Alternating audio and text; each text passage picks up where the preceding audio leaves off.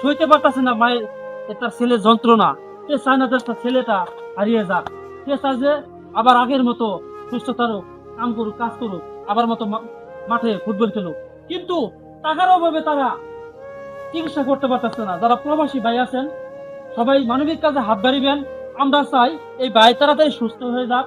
আর এই মায়ের চোখের পানি আমরা আর দেখতে চাচ্ছি, পারতাছি, সইতে পারতাছি না। সবাই ভিডিওটা ভালো লাগলে ছড়িয়ে দিবেন আর সবাই মানবিক কাজে হাত বাড়িয়েবেন। ভাই, তোমার বড় ভাই ইউরোপ প্রবাসী, তোমার জন্য কিছু হেল্প করার জন্য কিছু মানবিক কাজে হাত বাড়িয়েছে, বলো দর্শক। আমি বলতে চাইতেছি যে বড় ভাই যখন আমার এই সাহায্য করতেছে, যে বড় ভাই যেন আরো বড় কিছু করতে পারে, তার জন্য মানে ছোট ভাই হিসাবে একটু দোয়া করতে চাইতেছি।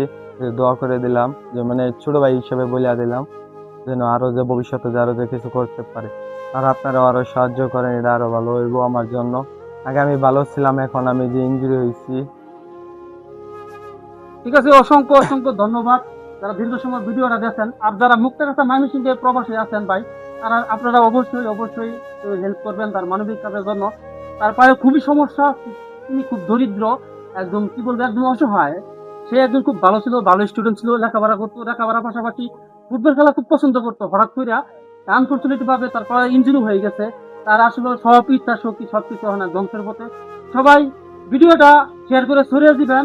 আর যারা মানবিক কাজে এগিয়ে আসতে চান সবাই এগিয়ে আসবেন। অসংখ্য অসংখ্য ধন্যবাদ সবাইকে। তার পরিবারের অবস্থা এতটাই করুণ যে তাদের মাথার ওপর একটা ভালো ছাদও নেই। একটি ভাঙা ঘরে কোনো রকমে তাদের দিন কাটে, দিন আনে দিন খায়, এই ছিল তাদের জীবন।